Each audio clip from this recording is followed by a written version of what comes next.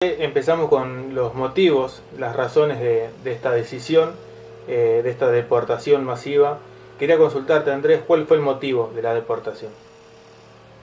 Sí, y bueno, yo siempre, como ingeniero, siempre trato de buscar una razón lógica a las cosas, aunque no siempre la hay. Primero Rusia, con los zares, y después la Unión Soviética tenían la necesidad de poblar su territorio. Era un territorio muy grande con poca población. Y ya desde la época de los zares eran bastante comunes las deportaciones a Siberia. Cuando en el año 1939, el 1 de septiembre, Polonia es atacada por los alemanes y luego por la Unión Soviética, queda dividida entre estos dos países. Entonces, las autoridades soviéticas deportan a una gran cantidad de pobladores del este de Polonia y los usan como mano de obra barata. Por otra parte, escuché decir muchos deportados de que eso además era una venganza personal de Stalin contra el pueblo polaco. ¿Y se sabe cuál es la cifra exacta de deportados? No se sabe. En los años 90 se abrieron los archivos soviéticos y ahí se encontraron más de 300.000 personas. Pero esos archivos, en primer lugar, no eran hechos con la prolijidad con la que eran hechos los archivos alemanes. Segundo, gran cantidad de esos archivos fue destruida en la guerra.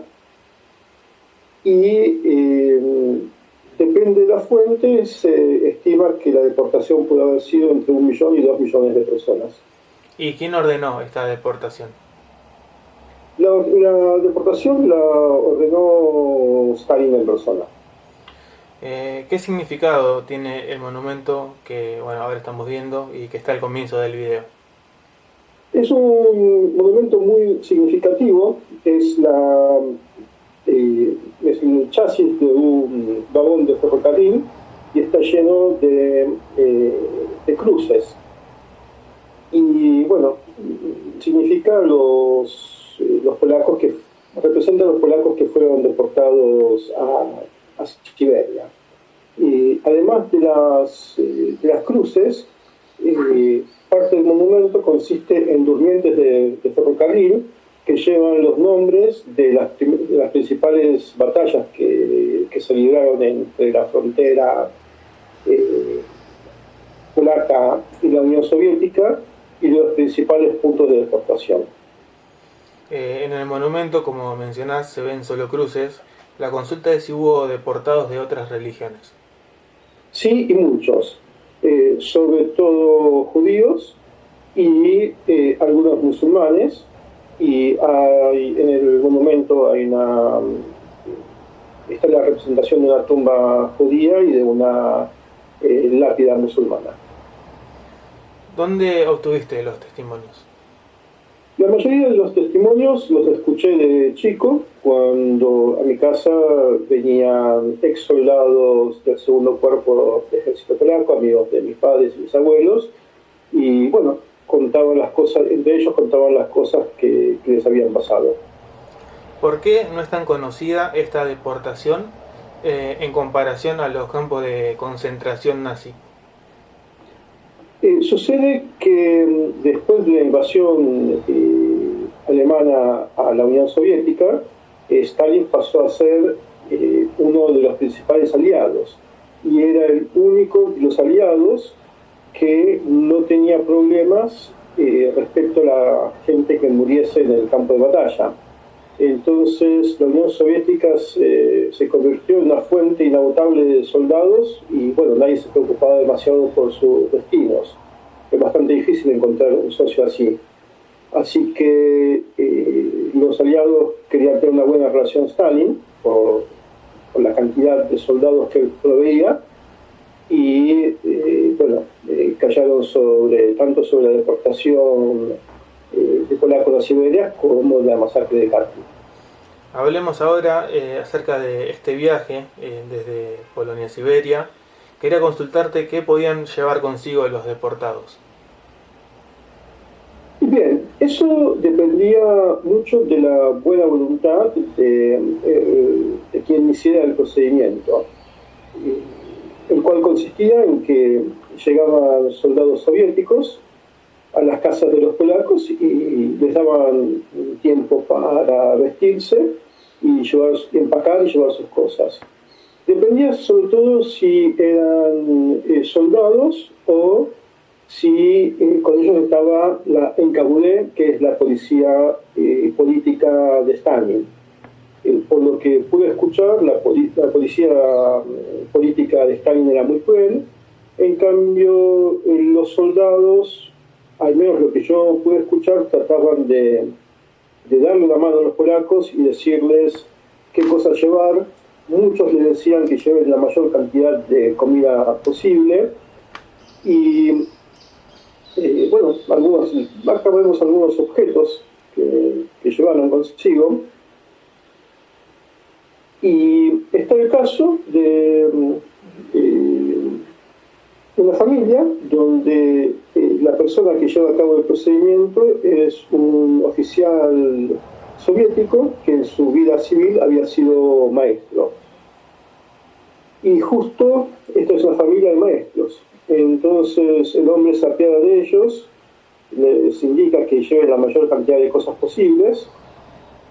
En general la regla era que les permitían llevar entre 10 kilos por persona hasta 500 kilogramos por familia. Y en este caso, el oficial soviético ve una máquina de coser y le pregunta a la mujer si sabe usarla. Ella le dice que sí. Y el oficial soviético le dice que la lleve, que le va a ser muy útil. Hay un museo realmente muy interesante en la ciudad polaca de Białystok, que es el Museo de los Deportados. Las imágenes se pueden ver en link.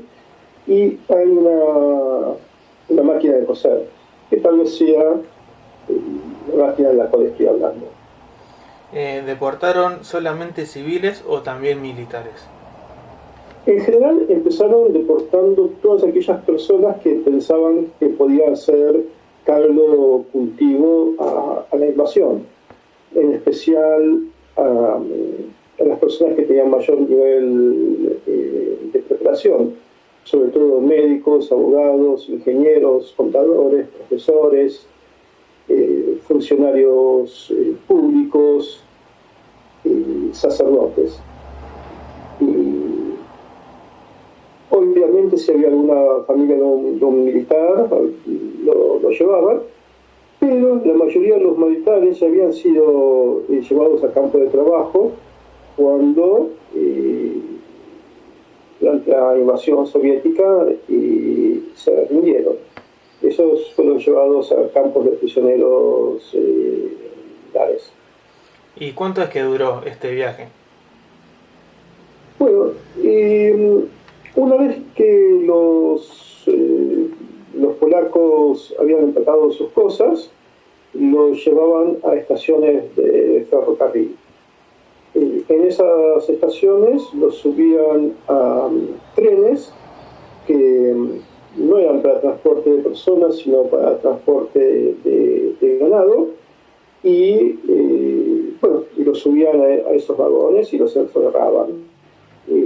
A medida que avanzaba el tren, en algunas oportunidades se detenían, ahí los obligaban a los pasajeros a ir a buscar leña. En los trenes generalmente había una pequeña salamandra que no calefaccionaba el vagón, pero sí al menos permitía calentar el agua. También había un agujero que servía para evacuar las necesidades fisiológicas. Si creían que había alguna persona con alguna enfermedad contagiosa, los bajaban del tren y los dejaban a su suerte. Y respecto a la duración del viaje, difería mucho según los relatos. Muchas personas me dijeron que perdieron la noción del tiempo, y otros hablan de 20 días de viaje, que supongo que se deberá sobre todo a que en invierno en esa época las vías del ferrocarril solían estar llenas de nieve y bueno, no se podía avanzar. Muchas veces llevaba a alguna estación de alguna ciudad grande, por ejemplo Arcángel, y de ahí solían subirlos a algunos camiones descubiertos y los llevaban más adentro de su territorio. Después los bajaban y seguían el camino con trineos tirados por renos y el resto a pie. Las personas que no podían seguir el camino las dejaba a la vera del camino y bueno, las esperaba la muerte.